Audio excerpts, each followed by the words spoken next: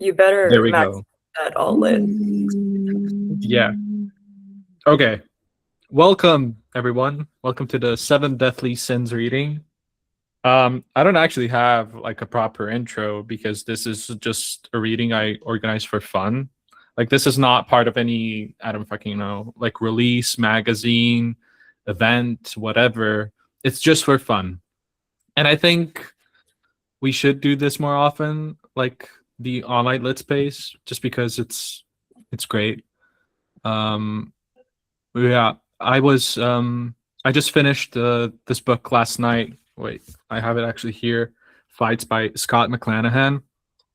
And in the first part of the book, he writes about going to a reading in Atlanta, and it took him like 9 hours to get there, and it was for four people.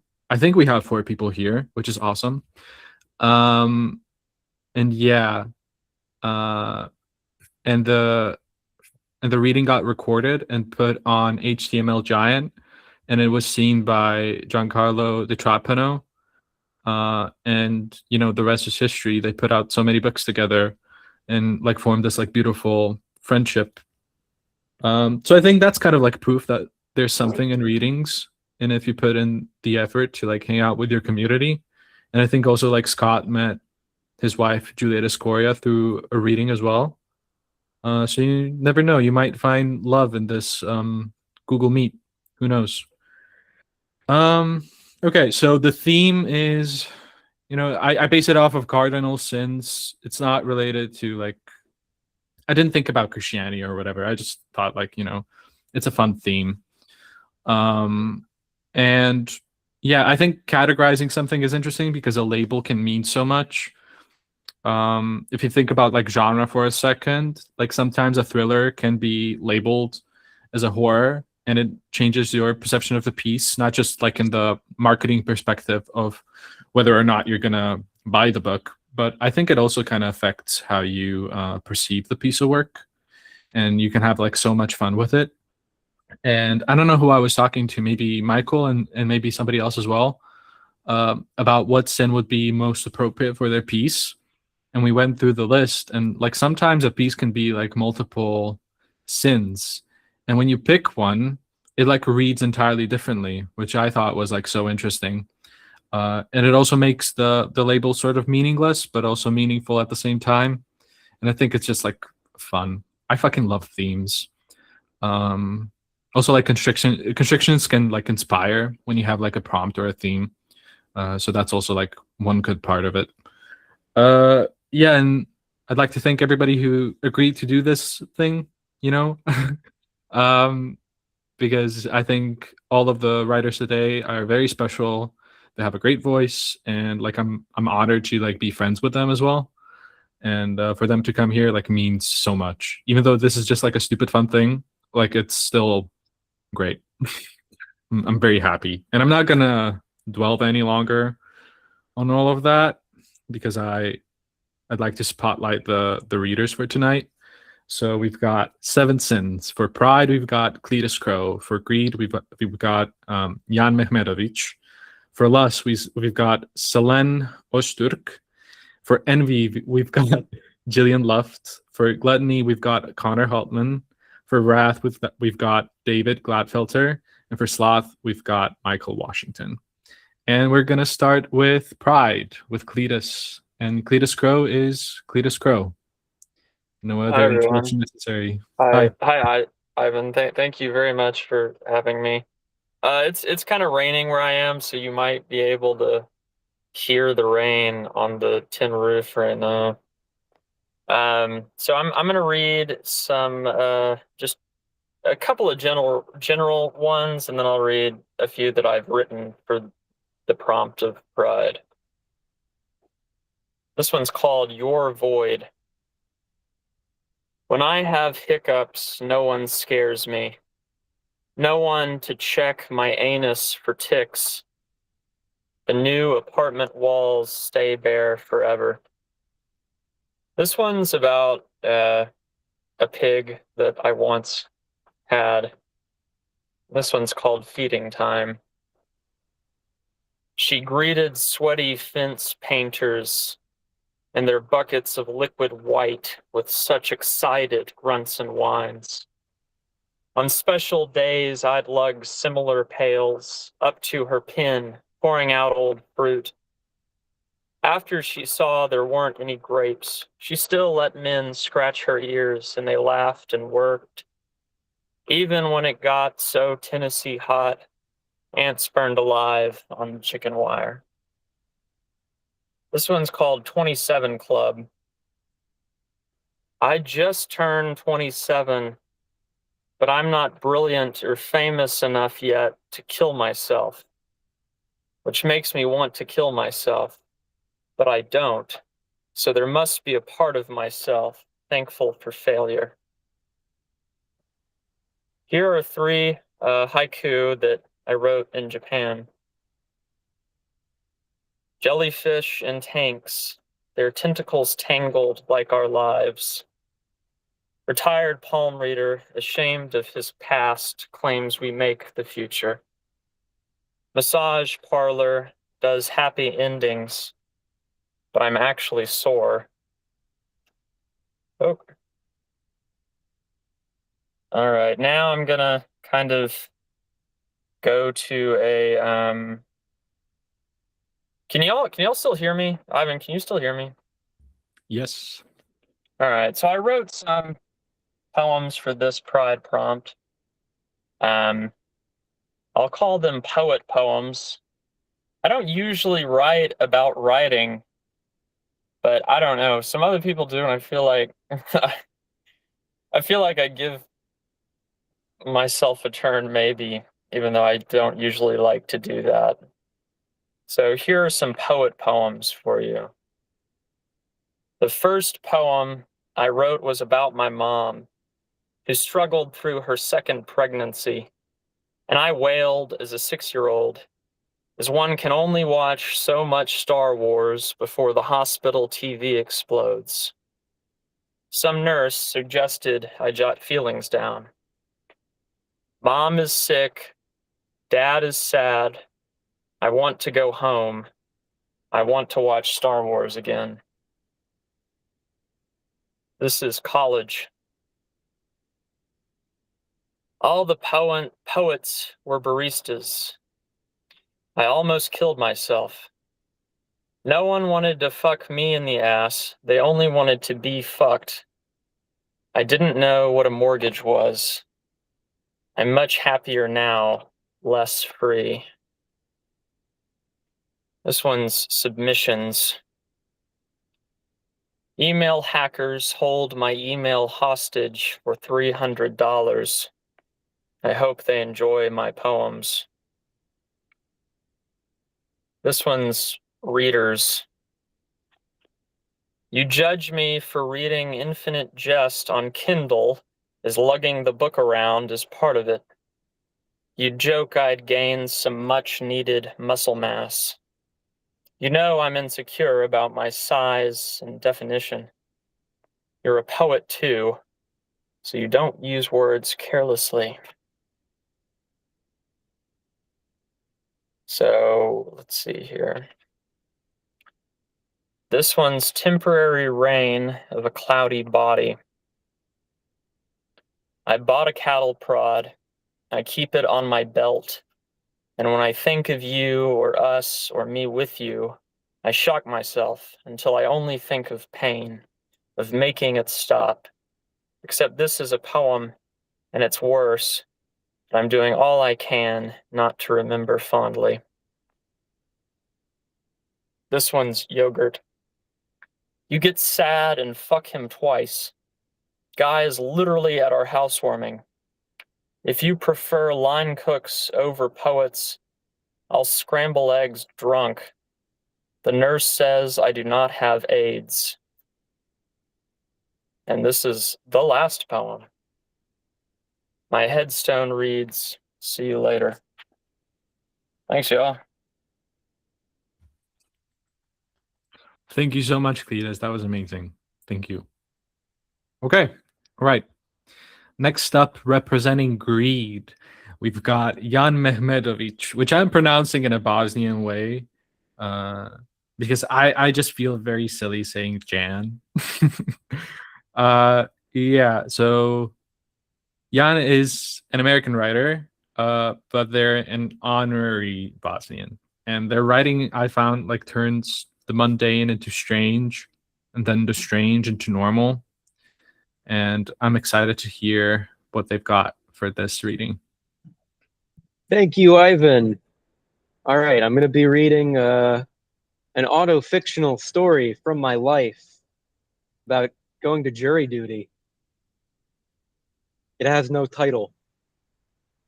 I have trouble keeping money because I end up buying things that I don't need and don't add anything measurable to my life. I probably shouldn't be in control of my own finances, and I really am not.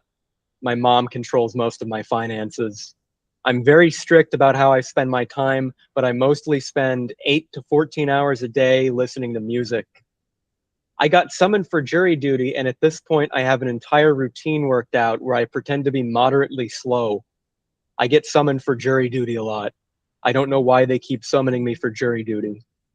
I think it's unconscionable that they're wasting my time, and what's worse is that there's always the chance that I'll get picked and end up wasting more of my time. Catholics shouldn't be allowed to be jurors. The routine mostly involves exaggerating traits that I already have, like my tendency to stare blankly at pieces of furniture, mumble to myself when I'm alone, that sort of thing. This lady sitting next to me in the courtroom definitely thought I lived bravely with some form of mental retardation and took pity upon me and answered my real questions, spoken in a monotonous, droning tone that I use when I'm not performing some kind of social role. She did this delicately and graciously, completely and utterly convinced that I was in some way mentally retarded. The routine isn't really reserved for jury duty. I more or less pull it out anytime that I'm alone in public. It works great when you're on a train or a bus and you don't want anyone to sit next to you. One thing that I figured out was helping this time around was my genuine but serendipitous inability to correctly peel off sticker off and apply it to myself, to let people know I was here for jury duty. Yes, everyone thinks that I'm some sort of sped and they're none the wiser. I wondered if my cynical ploy to pass myself off as one of the handy capable was in fact just who I was in the absence of people whose opinions I valued, then decided it didn't matter as long as it got me out of jury duty. They called me into this room where the prosecution and defense were interviewing potential jurors. I found myself getting a little excited at the idea of being on a jury in spite of my master plan.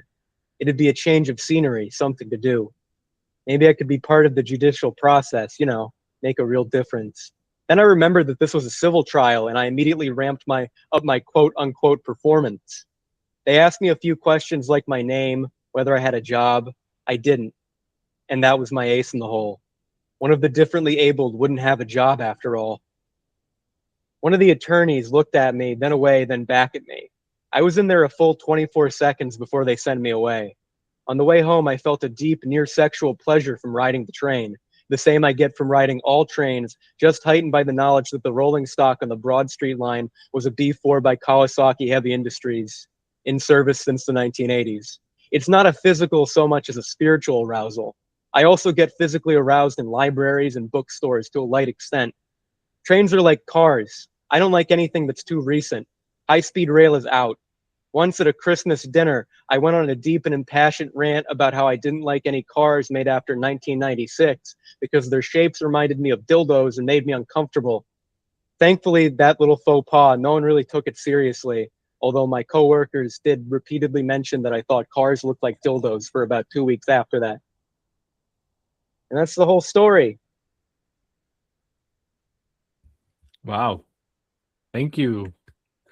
God, I'm actually kind of envious that you guys get jury duty. Like I would go there. Like I would do my responsibility. I would run that shit like the Navy. Like that's so fun. Yeah, thank you so much. Next up, representing Lust, we've got Selen Ozturk. I'm probably pronouncing it too There's an Turkishly about this, but I won't. Since this is recorded, I don't think I can read it. Okay. Thanks for putting this on. Sorry I'm greasy. I was working out like a minute before this, but the mind is also a muscle. So I realized that most of the stuff that fit this that I had was extremely short, so I'll just go through it. This is called I Ching. You need to hear this, says Art. This man is never, ever reprehensible, except that he is old and handsome and rich and very single. We've eaten and drunk so well in our days together, it threatens our shared attitude to life. I get sentimental remembering I've never been murdered. Never, ever quit your day job, he says. You want to be a shitless burden on their prosperity. Shiftless, I say. My work is clerical.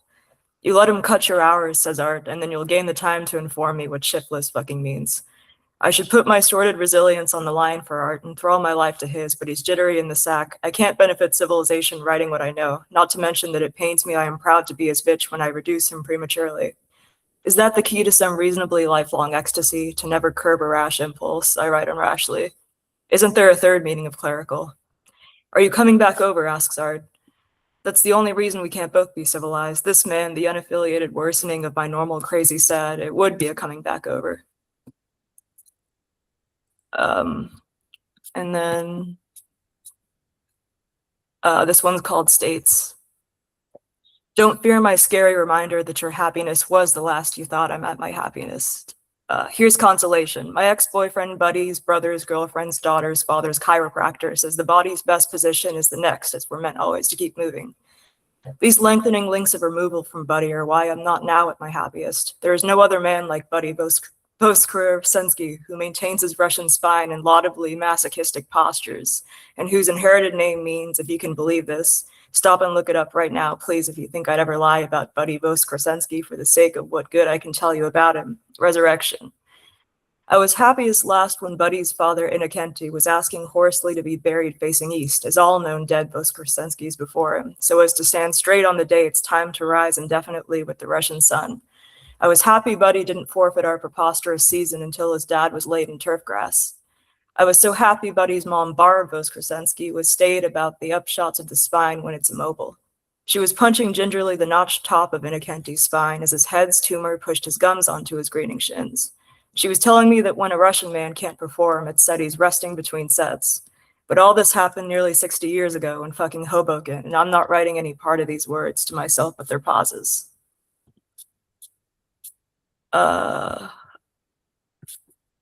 Sorry, this is a new computer. This one's called Floss.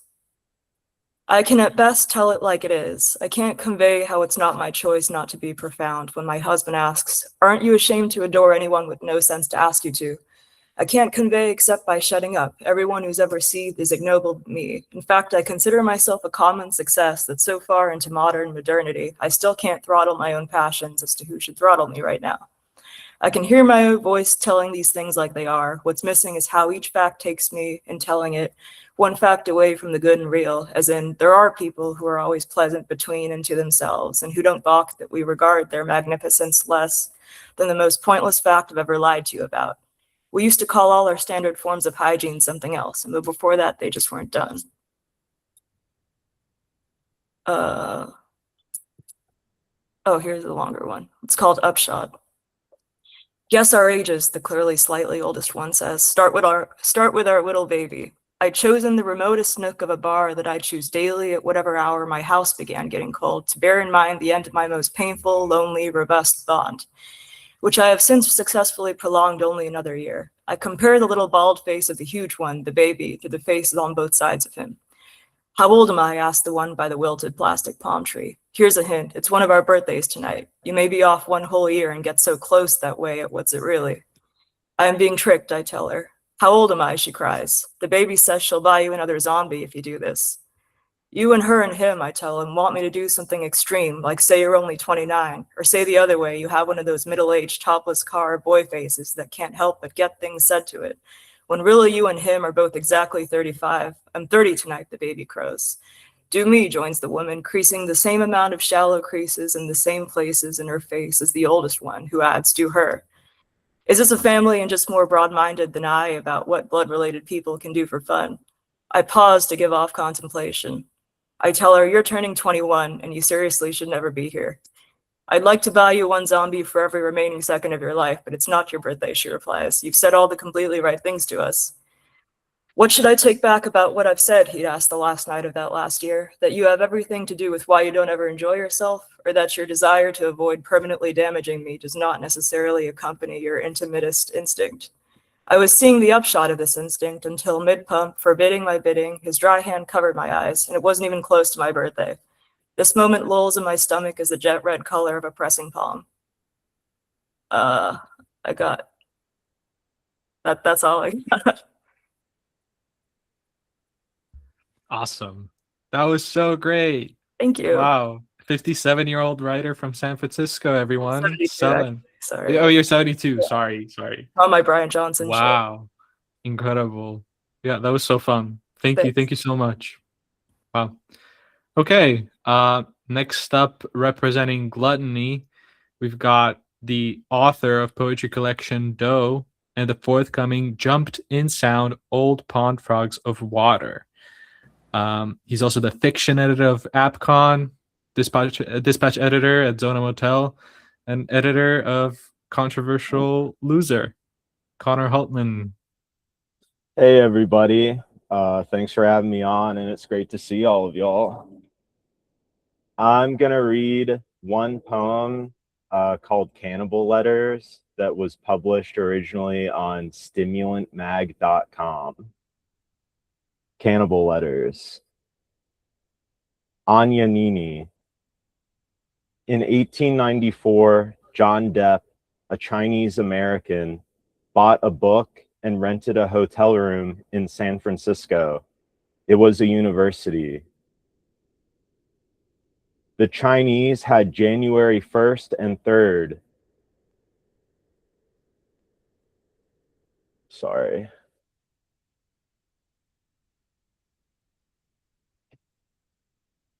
The Chinese had January 1st and 3rd.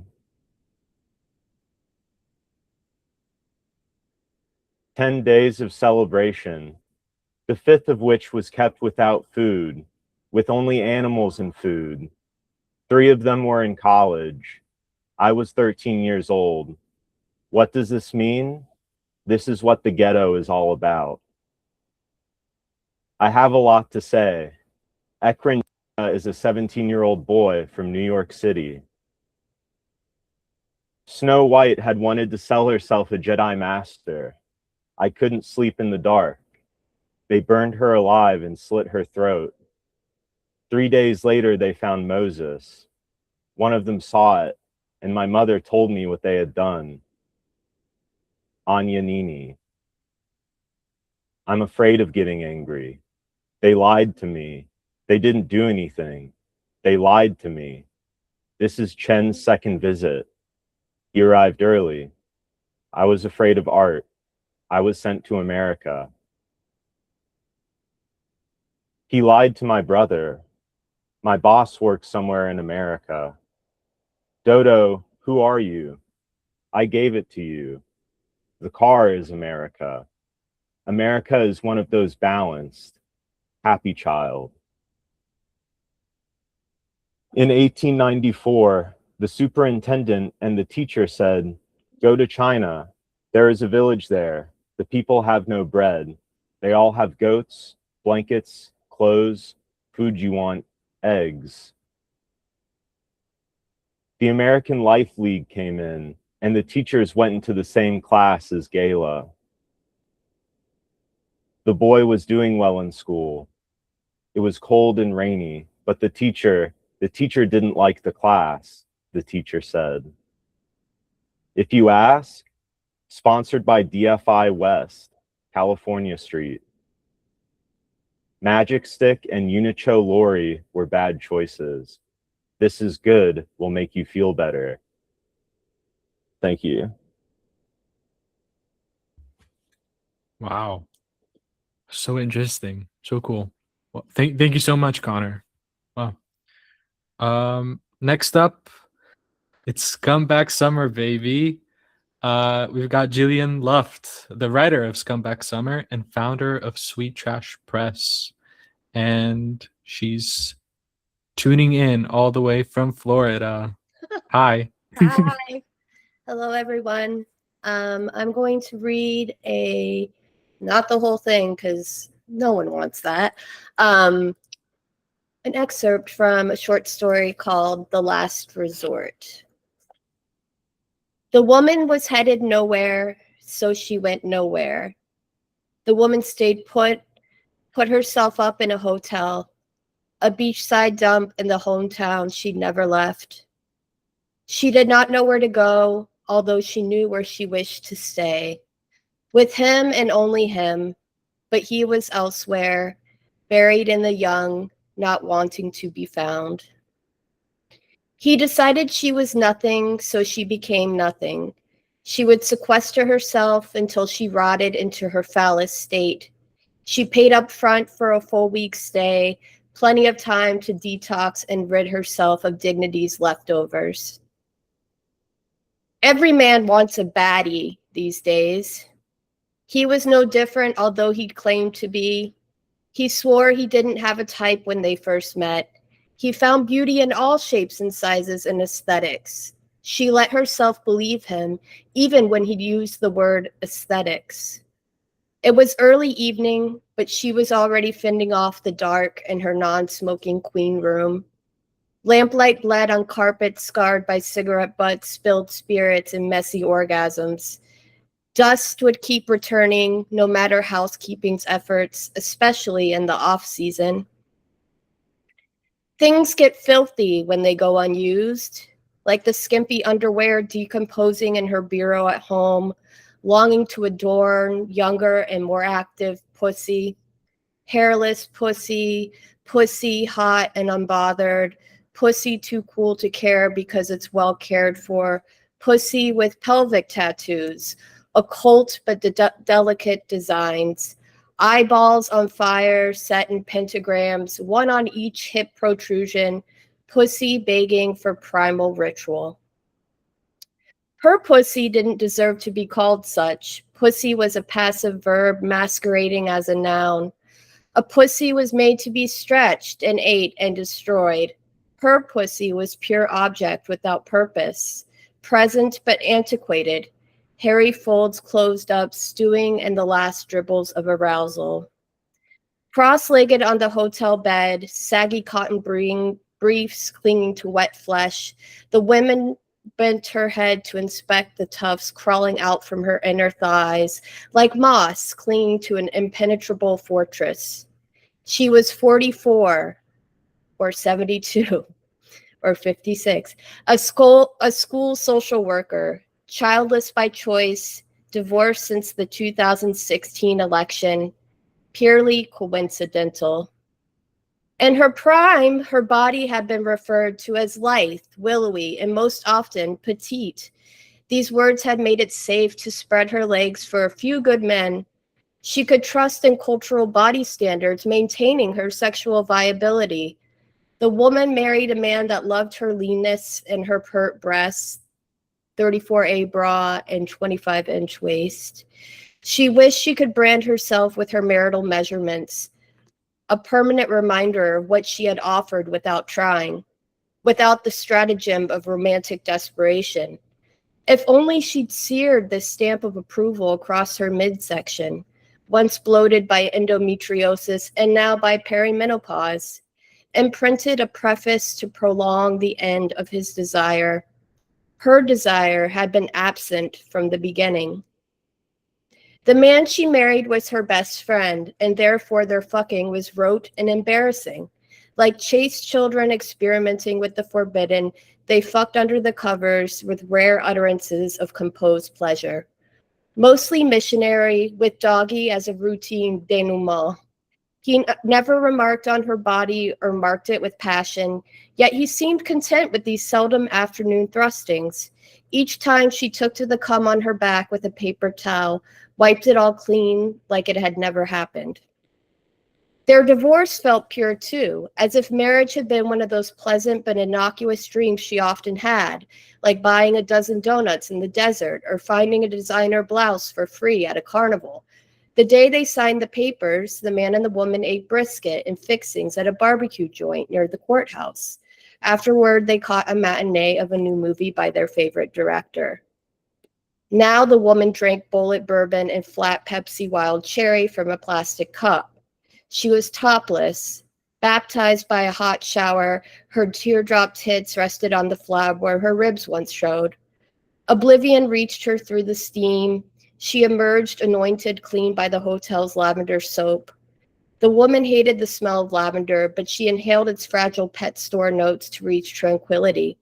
She'd never felt comfortable with peace, but she needed to find it. That's what her friend said after the divorce, her mother, her manicurist. But why search for something so easy to find?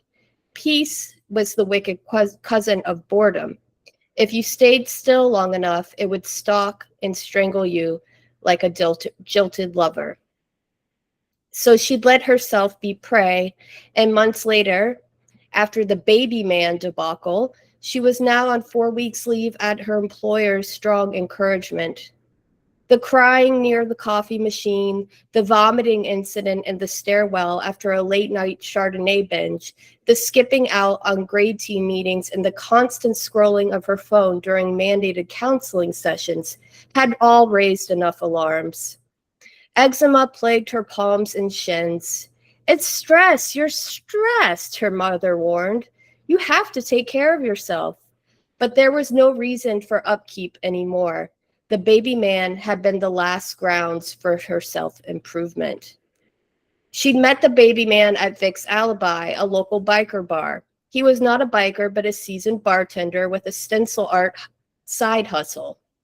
Painfully handsome, soft-spoken, and age-appropriate, 4 years her senior, the baby man made an immediate impression. The woman frequented Vic's Alibi with her younger and prettier colleague, Casey. Most weekdays, they needed a place to decompress, to vent about the way the systems failed young people. There was only so much they could do, they lamented. Baby man would sometimes eavesdrop, offering pithy support and rumplement shots. After some small talk about sensory deprivation tanks and the best hot dogs in their home state, the baby man slid her his number. When she called the next day, he confessed he'd been intimidated by her commanding presence, how her understated elegance elevated Alibi's ambience and motivated him to do more with his life, to do good in this world, how he feared she was too good for him, but in a way, her goodness compelled him to take a shot. She wasn't sure how her upright posture and drunken bitching about bureaucracy inspired his humanitarian efforts, but his flattery felt specific in a way she could trust. The woman and the baby man spoke for several hours, the world around them reaching sunset, then evening, then dawn, as they tackled new heights of connection, bonding over trivial similarities like 90s action movies and preferring to stand near the snacks at a party.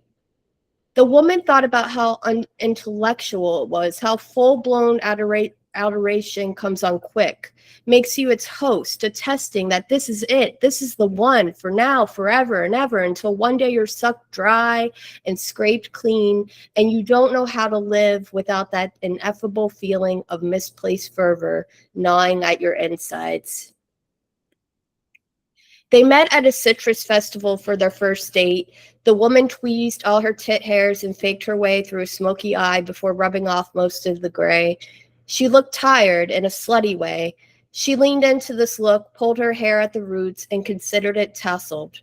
The baby man had complimented her elegance, so she'd show him it was lived in. They held hands, browsing booths of overpriced jellies and poorly conceived cocktails that mixed creamy rum liquors with sour juices, instantly curdling in the summer heat. As a reggae band covered Third Eye Blind, the baby man pulled her behind the stage, lifted up her midi skirt, and clawed at her labia, his fingers still sticky with Orange Julius. He put his index finger in her mouth. She sucked and recalled the pictures in her mother's old cookbooks. Thick, flat proteins on silver platters, adorned with lemon slices and glazed in marinades. In his leased Toyota Tacoma, they fucked like a new species in an after-hours zoo. A savage disregard for human dignity overtook them both as they slapped and pinched and spit their way through a fierce and instinctual and somewhat public fuck in his front seat. Through a screen of his saliva, she murmured, "I love you." He said he'd wanted to say it first and then grunted those words 3 more times before biting her nipples. It had been 2.5 hours since their date began. For 9 months, the baby man enchanted the woman with his punctuality, thoughtful planning of affordable dates, and ability to communicate his needs like a grown-up. Therapy jargon peppered his speech, but she could tolerate his frequent use of enmeshment and inner work if it meant he practiced self-reflection. Early in their courtship, the baby man had mentioned the baddie. He didn't want to speak ill, but apparently she'd been a lot to handle. They'd casually dated for a few months, but ultimately weren't compatible. At that time, they'd been exclusive for half a year, and yet the woman had doubts that she fulfilled his every desire, met his every fantasy. She wanted confirmation she was enough. Confirmation could only arrive through comparison.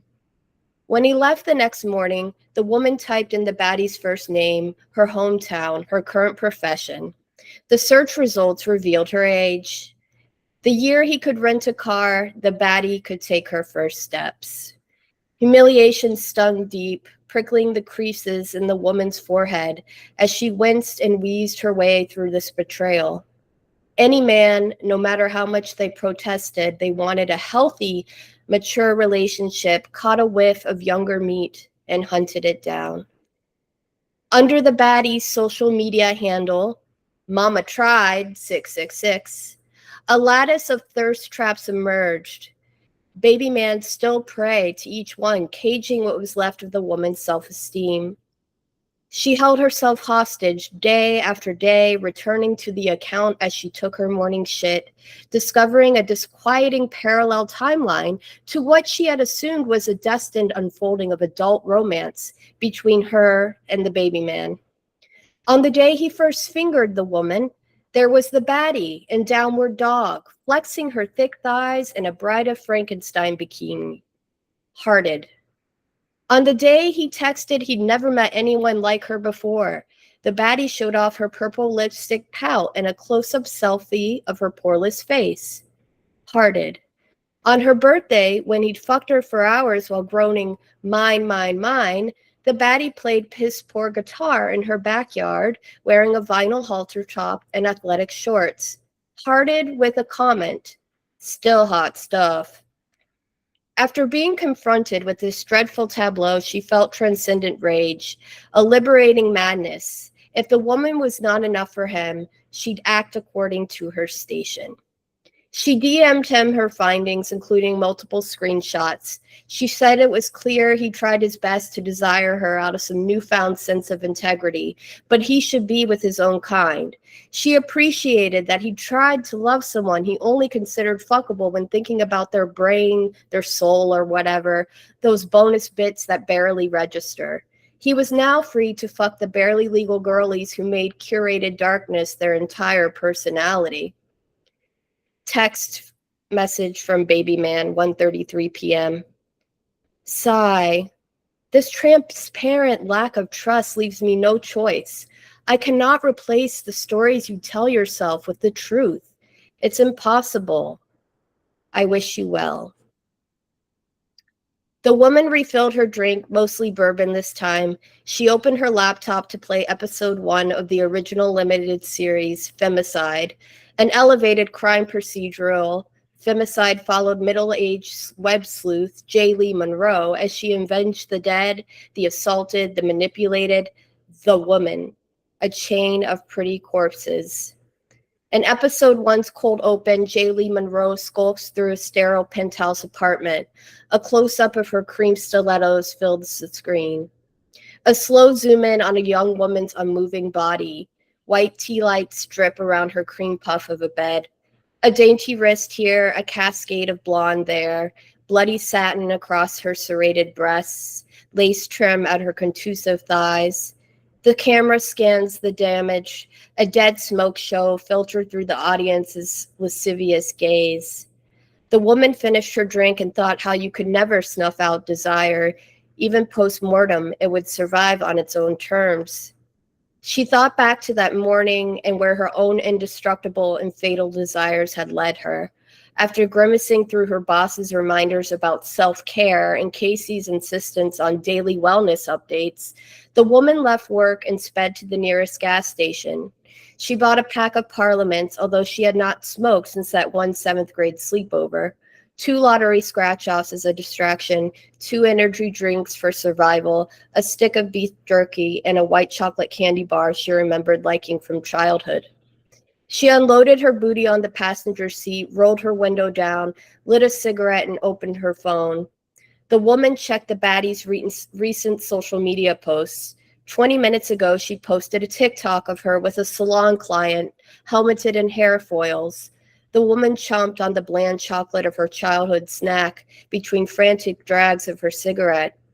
It was the first one she'd had since she was bullied at that sleepover for having a hairy lower back, and her bully offered her a cigarette to stop her from crying. Now she cried at the sight of the baddie's impressive cleavage and milk-white smile. She would never possess these things. She would never be more than what she was right now. The woman's rough decline was imminent the moment he hearted the first trap the baddie had set. The woman's road to healing would be a path to extinction. And I will stop there, and thank you so much for your time, and thank you for having me. That was so great. Thank you.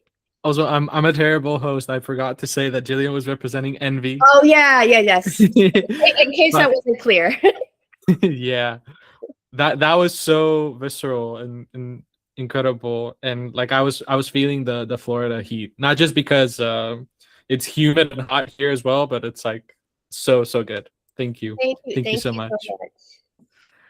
Okay, next up we've got Wrath, which is represented by David Gladfelter, host of David Radio and co-host of Response Pod, which is having a special live episode tonight at 8 p.m. I think.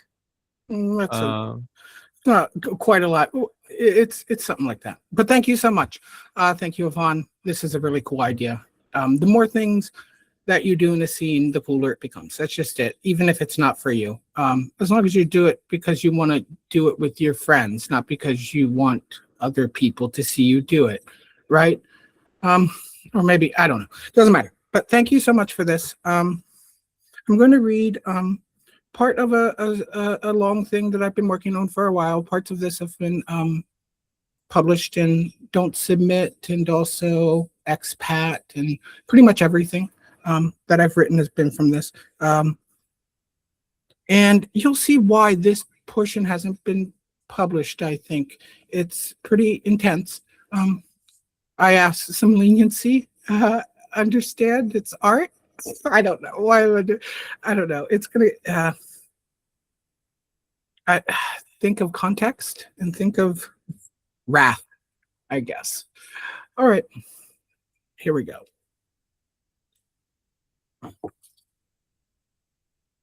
From the looks, you'd think different, but it wasn't county land anymore. County claim terminated at the hill's base. The asphalt would end in the middle of the neighbor's property, the road turning to tar and rubble, then a scatter of stone, then vanishing into leaf and soil altogether when he crossed over it to his aunt's parcel. After crested, flat switchbacks kept him from being able to scout ahead and get eyes on the neighbor's boys or cars coming down, unless it was dark, and then he could see thousands of slotted lights from house and shed and truck and fire pit, broken into beams and slants by inky choke grasses and branches. They'd some kind of wealth, though Keffer wasn't an equipped judge of that sort of thing. He knew they were rich enough to own all the land around his aunt's parcel. Rich enough that the boys always had sodas and new camos and an Xbox. Enough for cable, the internet, and flip phones. Their folk from time past lived in a trailer that was run into ruins across the street from the ranch house. Pink insulation going brown, still nested in hunks of wall. Siding twisted all up in weeds. Still the 4 square cinder blocks where the axles had been propped. The frame gnarled to some sort of rusting thorn crown. A still intact pane of window glass with some Fox Team Motocross and Dallas Cowboy stickers cemented onto it. He used to go there at night and chance breaking up some of it or stowing away an artifact, but they called the police on him enough that They called the police on him enough for it that the next time he'd probably get taken away. He would kill them if he could, but he wasn't confident that he could kill someone. He thought dogs, killing dogs or whatever would be easy at first, like he just stomp on them or something. But it's not. They're hardy. Things don't want to die. They're built not to. When the pavement switched to gravel, he was too busy thinking to adjust, and the bike bucked, and both of them skid a couple meters across the crushed stones, leaving a white talc gash like an erased chalkboard. He wheezed face down for a moment, then sat and inspected himself. He looked flowered, except where there were abrasions, which were deep, wet red on his belly and forearms. His head was pumping, and he laid back down for a second. He saw the sky, but he tried hard not to look at it, to instead look at some point before it, some foreshortened bead of his own construction and determination. He closed his eyes. His backpack was still intact, but leaking something like a dark sludge. He opened his eyes and stared at the sun for a second, then stood up and looked around. The backpack was loose on the shoulder, and when he picked it up, something like molasses dripped out the bottom, making drizzly sounds on the road. He awkwardly held it by its side and stepped away from him, like he was holding a baby by the armpits, and he tried to wipe the whatever on sedge to no apparent results. So he gave it up and let it hang at his side. He fetched the bike, and the chain had popped, and after struggling with it for a moment, he'd realized he'd have to tear the real wheel off to get it back on. He just started pushing it, disgusted, carrying the bag with him, trailing seepage, the bike clattering and its chain skittering on the rocks. He could hear them before he could see them, and he figured he'd just about stare at the ground and ignore them, though he never had much success with it. They were whooping, and it echoed until thin. When he rounded out the thickets, he glanced up and saw the three of them, two younger on bikes, encircling each other and screaming at one another and anything they saw. He thought them like prey birds. He trudged on, pushing the bike and carrying the backpack. Rodney, Colby, and Riley, oldest to youngest, 13 to 8 years, with Colby somewhere in the middle. Keffer couldn't remember. They used to play together, Rodney and Keffer, way back. Not anymore, though. The younger two were making dirt bike sounds, running a circuit with imagined but enforced barriers. And Rodney was doing an announcer voice with faux reverb and microphone crackle on top of a bricked CRX. Wet Samaras, choke cherry, and beech leaves pasted to the hood and windshield and mucky Polis. The Honda had not moved in 7 or so years. It tucked into a corner some 10 yards from the old trailer ruins, far enough away from the ranch house so the boys could curse and not get in trouble.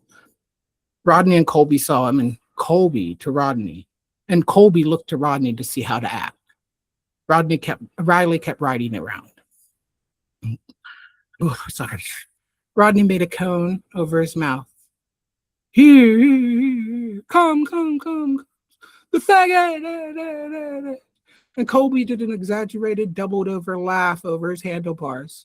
Riley kept riding around, except now he was zigzagging, faggot, as he rode. Colby got off his bike and let it fall and yelled, bitch. Then he looked off towards the house, worried for a couple seconds before looking back at Rodney. He was laughing, so he started acting like he was laughing again. Keffer was trying hard not to look at them, but eventually he would, and Rodney would jump off the car, and Colby would stand there where he'd sat, so he could be as tall as Rodney and Keffer. Riley was still riding around, singing, bitch and faggot, in a crystal-like voice. Good Lord, boy, I believe he's about covered in shit. He don't shit himself, Rodney. He looks about like it. He shit. He knows it. He about like Riley with how much he shit.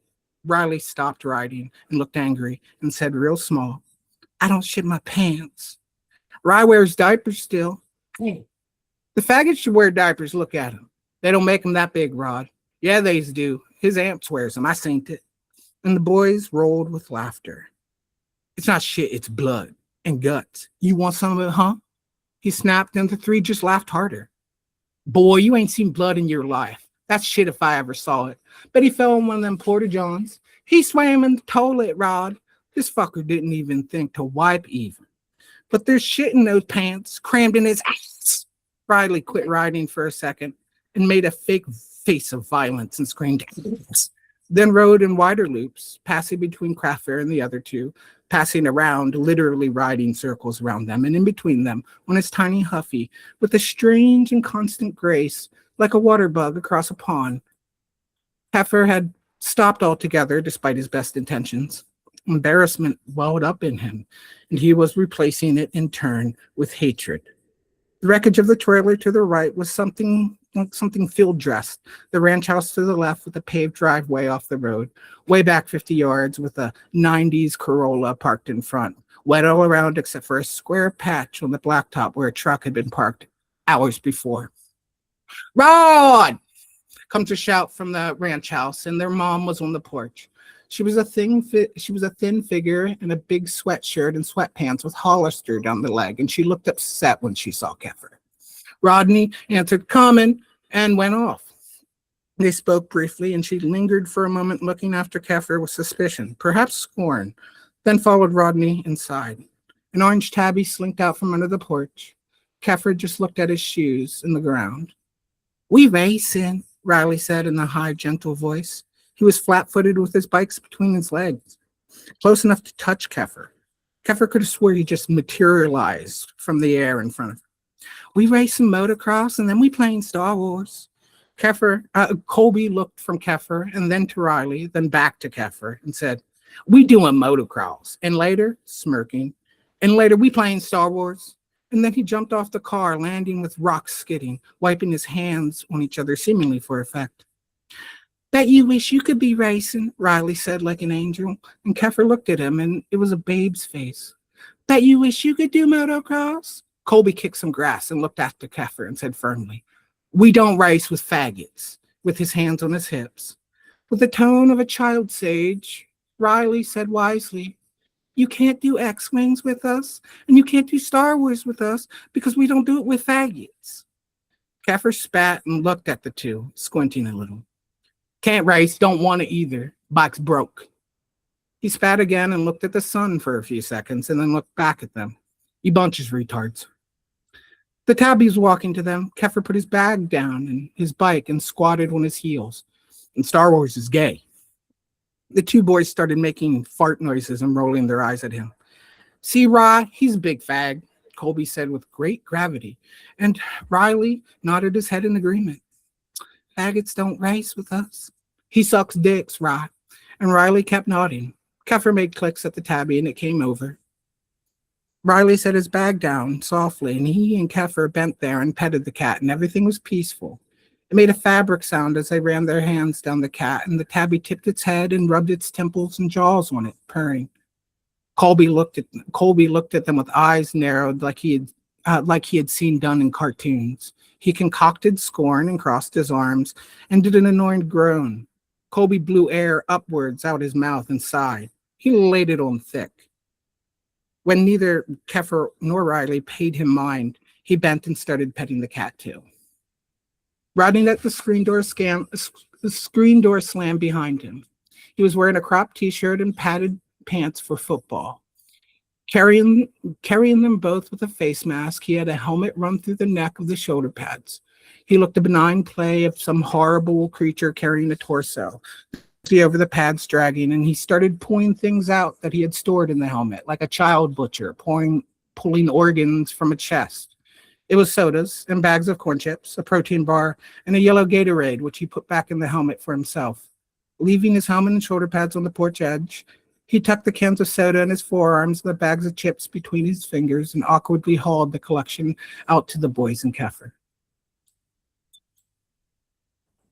"Hey, don't be playing with pussy," Rodney called, grinning big. He passed out 2 Mountain Dews to his brothers with snacks of Fritos and held out a Shasta and a chip bag to Keffer. It was cold and the can clouded with that of perspirant that wiped shiny as he thrummed his fingers over it, rubbing a mirror with his thumb. He thought for a second that he was wrong about the way he is. Rodney looked ashamed and said flatly and meek, "Mom said you can't have good sodas." There was still some weak bite with how he said it, like a snake milked of venom. Keffer wouldn't even have noticed. But now he noticed. Wrong welled up in him. He thought to spike the can, envisioning the soda spraying up like the slit throat of some enemy on knees.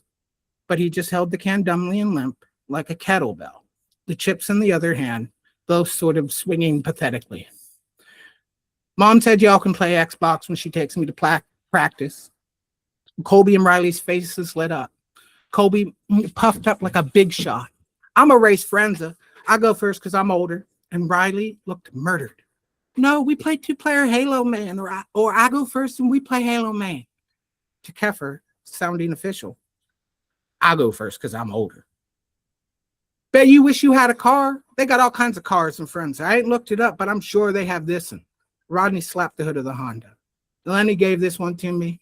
I'ma fix it up. Shit, I'm racing this all around. Fuck I want a ricer for.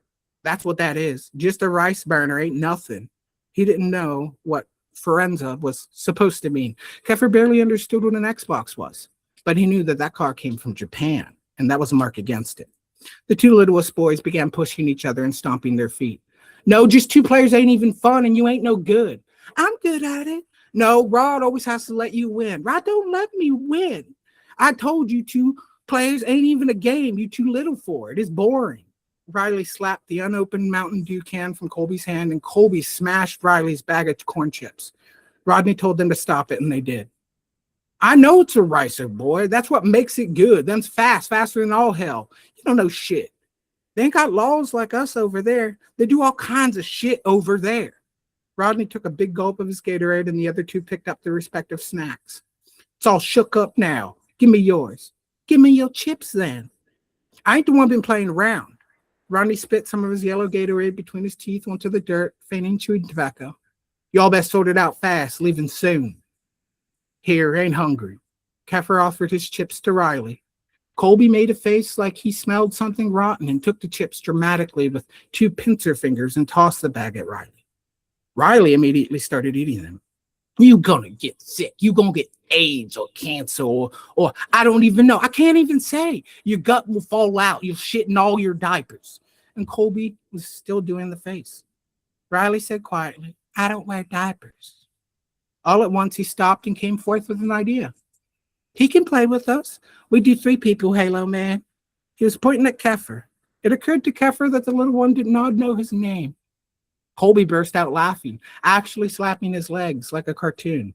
Retards can't play Halo with us. We don't let faggots play Xbox, do we? And he looked to Rodney, expectant, seeking approval. But Rodney's face was clouded in a complicated way. Yeah, he can. This one time he can. We can teach him how. And then Riley looked to Rodney too. Rodney looked down at his feet, pulled at the Gatorade label with his index. And then he had something to say that he didn't want to say. Come on, Rod, tell him retards and faggots aren't allowed on Xbox. Yeah, they're not allowed on there. Sorry. Riley took a small step forward and looked up. Do you want to play Xbox with us? Mom said no. She doesn't want us being around him. Riley wouldn't look up when he said this. Then he looked up. Mom said he doesn't want us around you. Mom said you can't play Xbox. It sounded almost plaintive. The thought of smashing Rodney's teeth out, the thought of caving his mom's mouth with the soda can, just of mush, pulp, and gums, a moment of intense hypothetical violence, then nothing. Keffer made a clip with his mouth and cocked his head coolly. Everyone except Riley looked away from him. There was silence, and Rodney spat Gatorade. Then, your mom fucks niggers. The boys tensed. Keffer felt that he had gained some ground. He went to follow through. Your mom can't get nobody except niggers. Keffer grinned. Yeah, mom's a slut. She loves fuck niggers. He felt so good in this moment. He was tingling. The littlest one fixed up a face with scorn, and he looked like a dried fruit or some angry little doll, and he charged as if a miniature bull at Keffer. Rodney grabbed his arm before he could get too far and started hauling. Boy, at least I got him, Mom. Your mom's dead, screamed Riley with pure hatred. Yeah, your mom killed herself. And Colby started laughing, bending at the waist with it, as if he'd been gut shot. And your dad's a Zog, and Zog's worse than niggers, ain't they, Rod? Mom, no dad, no mom, no dad. They's worse than niggers, and by a lot. Riley stopped screaming and said confused, "What's this, Al?" And Colby shook his head mournfully. "It's real bad. Worse than niggers." "Yeah, Rise, they some bad ones." And they all three laughed at him with great joy and mirth. Keffer thought he should have kept walking. He couldn't see a way out of this. They just kept laughing at him. He felt smaller and trapped. "Yes, sirs, dabbling in them dogs out of Philly or somewheres. Left a lot of them. Don't stick your dick in crazy boys." And the two little ones made disgusted faces and looked at each other incredulously. The tabby was walking loops around their legs, purring. "Retard with a dead mom and a gonzog daddy." He didn't know what to do. He backed up from them, and they stepped closer. "Dead mom, dead mom, dead mom," the little one sang with a seesaw lit, scrunched up and bent back like a goblin, voice high and clear and almost sweet. Another step back, and they stepped closer. "Dead mom, dead mom, dead mom." And Colby had joined in, and they moved their hips from side to side with each word. Dead, hip swing right, mom, hip swing left. Keffer's heels hit something hard, and he fell onto the old trailer's wreckage. He threw the soda at them, and it whizzed over their heads, carved off wide right, and landed in the middle of the yard landly. They were quiet for a second only, looking dramatically at one another, to where the can had flew, and then at Keffer, before falling into laughter once more. He didn't know what to do. He felt like crying. Soon they were at arm's length, the little one chanting and Rodney laughing in between Gatorade spits. "Dead mom, dead mom, dead mom, dead mom, dead mom, dead mom, dead mom, dead mom." And he could feel his face get hot and tears well up. He looked down, and there was the tabby. He kicked it in the flank as hard as he could. Everyone stopped, shocked, maybe even Keffer. The cat yelped. It sat down, lay down. Its side arranged strangely. Rib bones jutted out like a weird hand under a blanket. Next, they had Keffer on the ground. "You fucking faggot, you cum-eating little fuck, I'll fuck you up, I'll fuck you up, I'll fucking rape your face, you fucking faggot." Rodney was the only one with enough wits about him to talk trash. The little ones kicked and huffed, beset with anger, and it seemed great grief. His forehead split on a heel, and his face was slick. He started crying. He closed his eyes and swung wild and unconnecting. He kicked around, eyes still closed. He looked like a stuffed turtle. Rodney reached under Keffer and pulled his t-shirt over his head. Riley was grabbing handfuls of stone and spiking them down on Keffer. Colby stomping, saying, "Fucking, fucking," within an inch of his breath with each downward thrust. Keffer could feel the lattice of a destroyed trailer wall against his spine. He was sobbing now. Rodney grabbed a handful of fiberglass insulation and rubbed the pink cotton all over Keffer's torso, smearing it in, and then he pulled the shirt back over it and he kicked Keffer flush on the nose. He was lightheaded. He still hadn't opened his eyes. But suddenly, Colby was screaming, "Rod! Rod, what is it?" And Colby was crying, big whooping moans. "Good God, what the fuck?" Keffer could hardly see for the tears and filth and blood. His face was starting to swell. He could just barely make out Colby and Rodney standing over his backpack. Colby was bawling, and Rodney had his hands on his head. Colby reached out for anything, and Keffer reached out for anything, and his hand clasped around a piece of 2x4, and he swung. It drove true, and there was a sick cracking sound like that of an egg, a fragile sort of breakage. Everyone was quiet except Keffer, who was sobbing, and a very thin, very high whine, like a tuning fork, constant without any ebbing. Keffer heard his heart in his ears and the thin sound in his own sobbing. He quit crying, and then it was just a thin sound in his heart. He wiped his eyes, and laying beside him to the right was the tabby with its side stove in, and standing above him was Rodney and Colby, ghost masks, and with looks of insane fear. They made no sound. There's just the high whine coming from somewhere. He looked to his left, and he saw the red gash, the white of skull, and the pink foam of what was probably Riley's brains. The thin whine had not stopped, but had gotten quieter. Riley was making it. The littlest one's eyes closed. He looked like he could be asleep. The high whine deepened into a small moan. Then Riley was quiet. Okay. Whew. Sorry you lost a lot of viewers there, buddy. God, yeah, that was. I think you're sincerely like one of the best readers in online lit. Like that was just so incredible. Beautifully read. Thank you. Ben. Amazing. Thank you. Thank you so much. Okay. And now we've got Michael Washington, an African warlord who also likes to write. And he is representing Sloth, and he is the last reader for tonight. Thank you, Yvonne. Great job, everyone. I'm going to read 2 poems. I was too slothful to write anything new for this, so these are like sort of indirectly related to sloth. The first one's called Not Found. The page you were looking for when our house was on fire had just washed up on the beach in my dream, and I noticed a note inscribbled in its left margin, strongly urging me to come back in my next life, not as a blue whale, but as a hyperscale data center rising amid a loveliness of embers higher and higher into sunlight.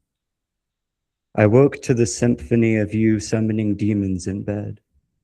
With one hand you smoked, and with the other you swore more blood oaths to your silver iPhone 16 Pro Max, slicing a dangerously indigo index finger on its cracked touchscreen. It would have been a nice day to decorate our hotel room with x-rays of bleeding hearts, clenched fists, and open mouths. Instead, you turned away from me, spine curved and head bowed, not unlike that cursive S we never learned how to write. A few pesky specks in my vision sprouted wings and flew between us, drawing diacritical marks above, below, and beside other letters formed by the hairs cross-hatched all over your bony shoulders. There was no way of knowing exactly where English ended and that slippery forked tongue known as binary code began. This next part never happened. An artificial superintelligence grabbed my ass on the dance floor, then found a cure for cancer, then reversed global warming, then wrote the perfect poem before disappearing into the jungle and leaving us to our own devices, to which we took baseball bats and whips in drugstore parking lots. I distracted you from the phantom vibrations in your empty pocket by reenacting the slop content we had loved so much. So much of life is wasted pouring concrete on canvases and calling it concretism. So much for Magnifica Humanitas and the grace of God. Just because we believe in the singularity does not mean it believes in us. So put your cigarette out on me. Prove to me you are not a robot. Tomorrow, all the icicles will fall from the brim of my bucket hat one by one. Until then, I want you to recall that we met online and that the internet is dead only in theory. Never mind the peregrine circling overhead at 56 kilobits per second. Imagine a private room in hell where every day is Cyber Monday. Imagine imagining a method of willing each other back to life that does not involve killing the sequoias and the scorpions and everything in between. As the end draws near, ask yourself what in the world those children in the alley double dutching with downed power lines have to do with your own stir-fried axons. It should come as no surprise that the answer to that question was not found on this server. If you entered the URL manually, please check your spelling and try again. And this one's called I've Got Some Good News and Some Bad News. The good news: if a stupid jellyfish can figure out how to stay young forever, then so can I. Like a temple to Escher, my blanket fort is folding in on itself. What I mean is, I'd like to start a nuclear thumb war and sign both sides' bombs.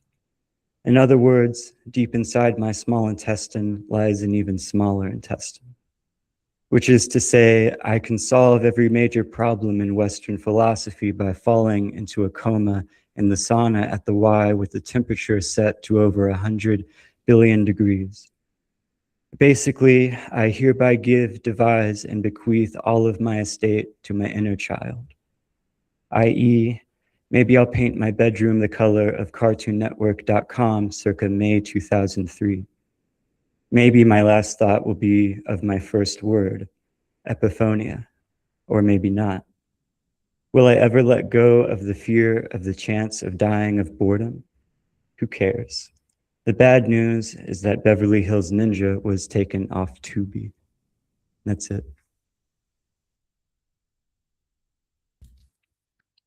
Wow. Thank you so much. That was beautiful, Michael. Yeah, and that's everybody. Thank you all so much for coming, especially the readers. Like, this means so much to me. I don't know, I've been thinking about this a lot, about readings in general, and how I don't it's super rare for me to be able to come to one of these. I mean, especially in real life, because I'm all the way out here in Eastern Europe, but then also the other readings are usually like outside of my time zone. So this is like a weird 4 p.m. reading for a reason, because I'm selfish and I want it to be when I'm awake and doing stuff. Yeah, I mean, earlier this year I got to see like my first ever real life reading. It was in Baltimore for AWP, and I think Publishing Genius was celebrating its 20th anniversary at Normals, which is like this very cute Baltimore bookstore. It's like super chaotic, but in the best way. And they have like a small event space. And I remember the room being like so cramped, and we arrived a little late because we were at another reading. And it was beautiful because it was mostly people who were part of Publishing Genius. Like 20 years is like such a beautiful legacy. And they were reading to each other. They were actually, I think they were reading each other's pieces. And I just thought that was like so magical and so beautiful.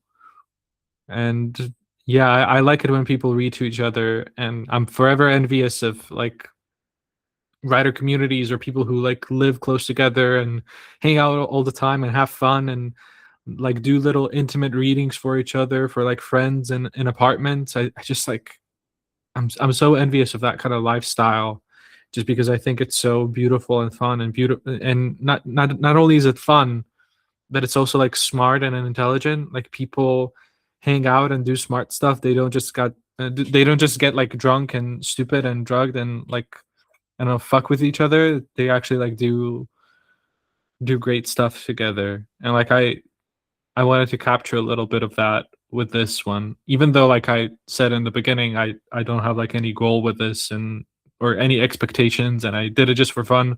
But I was also really selfish about it. Like, I wanted people that I like in one room together, and I wanted them to read to me. And like, I don't fucking care. Now I can say it. Now it's done. Like, I was being selfish, and I don't regret anything. Yeah, thank you all so much for coming. I'm gonna leave the meet open. I'm just gonna stop recording and figure out how to upload this. Hopefully soon on YouTube.